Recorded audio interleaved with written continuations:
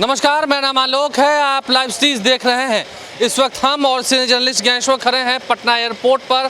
आपको बता दें, इंडिगो एयरलाइंस के स्टेशन हेड रुपेश सिंह की हत्या हुई थी राजधानी पटना के पॉश एरिया में, और आज उनकी 12वीं है, यानी कि आज श्राद्ध कर्म जो है वो हो चुका है। सीनियर जर्नलिस्ट ज्ञानेश्वर हमारे साथ है। रुपेश सिंह यही काम क्या करते थे, यहीं से वो निकले थे शाम के वक्त गाड़ी से लगभग 7 बजे, और 7:15 में उनकी गोली मारकर हत्या कर दी गई।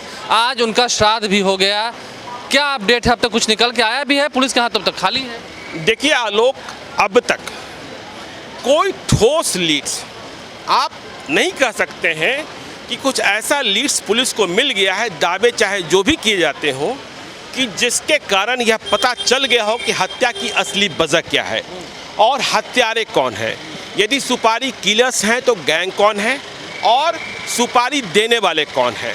देखिए, तमाम थ्योरी चली, लंबी टीम ने काम किया, लेकिन बहुत फ़ायदा अब तक नहीं मिला है। कई खबरें चल रही हैं कि गुजरात से एक व्यक्ति को पकड़ कर लाया गया है जो पटना का ही पुराना अपराधी रहा है, बाद में वो ठेकेदारी करने लगा। तो देखिए, रुपेश सिंह की हत्या की जो जांच है अभी मूल रूप से 3 बिंदुओं के इर्द गिर्द घूम रही है, और वो 3 बिंदु हैं ठेकेदार, राजीदार और साझेदार। राजीदार मतलब राजदार। क्या वो किसी ऐसी बात को जानते थे जिससे किसी भी व्यक्ति को खतरा था? ठेकेदारी का विवाद तो चल ही रहा है। देखिए, डीजीपी एसके सिंघल ने कहा था कि पार्किंग, एयरपोर्ट का पार्किंग, जहां हम लोग खड़े हैं उसके पीछे पार्किंग है एयरपोर्ट, तो वो तो देखिए थ्योरी करीब करीब पंक्चर हो गई है। तो कहना था कि एयरपोर्ट के जो पार्किंग्स हैं उसके टेंडर को लेकर कहना, हाँ, वो थ्योरी करीब करीब पंक्चर हो चुकी है, क्योंकि जो लोग थे ठेकेदारी से, पार्किंग से जुड़े हुए लोग, उनसे लगातार बुलाकर पूछताछ की गई। आखिरकार उन्हें छोड़ दिया गया पीआर बॉन्ड पर। यदि आपके पास इतने ठोस लीड्स थे जिसके आधार पर डीजीपी ने दावा किया, तो आपको छोड़ना नहीं था, इसलिए आपके पास साक्ष्य नहीं मिले हैं। तो अभी भी आप कह सकते हैं कि पुलिस अंधे में तीर मार रही है और कुछ मिला नहीं है, और ये एक बिल्कुल गंभीर बात है, क्योंकि इस मामले में खुद नीतीश कुमार मॉनिटरिंग कर रहे थे। तो आखिरकार रुपेश सिंह के हत्यारे किस पाताल लोक में चले गए, यह सवाल तो बनता है। तो ये हम आपको रोकेंगे इसलिए क्योंकि फिर आप कह रहे हैं कि डीजीपी साहब द्वारा जो दी गई थ्योरी थी वो पंचर हो गई, फिर आप अधिकारियों के खिलाफ सोशल मीडिया पर बोल रहे हैं। जो बात है वो तो बोलेंगे ना आलोक, वो तो बोलेंगे ही, वो बोलेंगे ही ना। अब देखिए, उन्होंने कहा कि क्या क्या क्या क्या, तो वो विश्लेषण करते रहें कि मैं भ्रांति फैला रहा हूँ या कुछ कर रहा हूँ, लेकिन हमारे जैसे लोग ये नहीं कह सकते हैं कि जो उनकी थ्योरी है उसको हम सच मान ही लें। देखिए, लॉजिकल बातें तो करनी होगी ना लोग। कुल मिलाकर आज 12वीं है, श्राद्ध हो चुका है। उनके परिजनों से भी आपकी बातचीत हुई है क्या? जो बेसिक लीड्स हैं मिले थे, आप कह रहे हैं कि थ्योरी कुछ फ्लॉप भी हो गई है, उनके परिजनों से बात हुई तो क्या बात नहीं करते? देखिए, कल उनके परिवार के लोगों ने मुझसे संपर्क किया था। इसमें भी कोई शक नहीं कि रुपेश सिंह से मेरी भी जान पहचान थी, तमाम लोगों की जान पहचान। हमारी भी थी, हमसे भी मुलाकात। हाँ, सभी लोगों से जिनका भी एयरपोर्ट से वास्ता पड़ा है, उनसे रुपेश सिंह की जान पहचान थी ही थी। रुपेश सिंह के परिवार की चिंताएं कई हैं। देखिए, जब से हत्या हुई, हत्या की रात ही परिवार वाले गांव चले गए थे। छपरा जिले के जलालपुर में उनका गांव है, वहीं से श्राद्ध क्रम भी संपन्न हो रहा है। उसके बाद कई वीआईपीज गए, कई वीवीआईपीज गए, लेकिन ना तो हत्यारों की गिरफ्तारी के लिए इतना दबाव बना और न ही मदद के तौर पर। देखिए, मैंने कहा कि 3 बातों पर जांच चल रही है, ठेकेदार, राजदार और साझेदार। लेकिन परिवार वालों से जानकर मैं यह अबाक रह गया कि रुपेश सिंह के खाते में, महज बैंक खाते में महज 31,000 रुपये हैं। सिर्फ 31,000? 31,000। देखिए, क्या टेंडर, क्या सुपारी, क्या कुछ भी नहीं। अब वो उनकी ज़िंदगी कैसी दिखती थी, क्या बातें हो रही है, क्या बातें नहीं हो रही है, लेकिन उनके परिवार वाले कह रहे हैं, ये परिवार वाले कह रहे हैं, देखिए मैं नहीं कह रहा हूँ।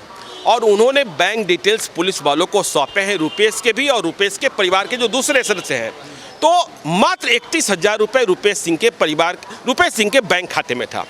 अब यदि बाकी कोई रुपया कहीं है तो ये पुलिस का काम, क्योंकि रुपेश की पत्नी को भी नहीं पता है और परिवार के दूसरे सदस्यों को भी नहीं पता है कि पैसा कहीं और भी है। जो देखिए बातचीत हुई, रुपेश का जो घर है जहां बाहर में हत्या कर दी गई, उस घर पर भी अभी देखिए 10 लाख रुपए का बकाया है, जितने में वो खरीदी गई थी। तो देखिए जब आप जिंदगी में होते हैं और जब आप एक गाड़ी भी थी MG गाड़ी भी वो भी लोन पर होगी तो तामझाम होता है। अब यदि रुपेश सिंह और कोई बिजनेस कर रहे थे या और किसी की ठेकेदारी में शामिल थे तो वो पैसे किनके पास हैं या बिल्कुल ही नहीं हैं। अब देखिए यदि होगा भी तो वो सोड्डा हो गया, मान लीजिए सोड्डा हो गया। तो रुपेश सिंह के परिवार के समक्ष अब एक आर्थिक चुनौती भी है। रुपेश सिंह के 2 बच्चे हैं, एक बेटा एक बेटी। बेटा छोटे बच्चे हैं, हम छोटे छोटे बच्चे हैं। दिल्ली पब्लिक स्कूल में बच्चा जो है 2nd क्लास में है और बेटी नोटेडम में है। अब उनके सामने ये चैलेंज भी है कि हम बच्चों को पढ़ाएंगे कैसे।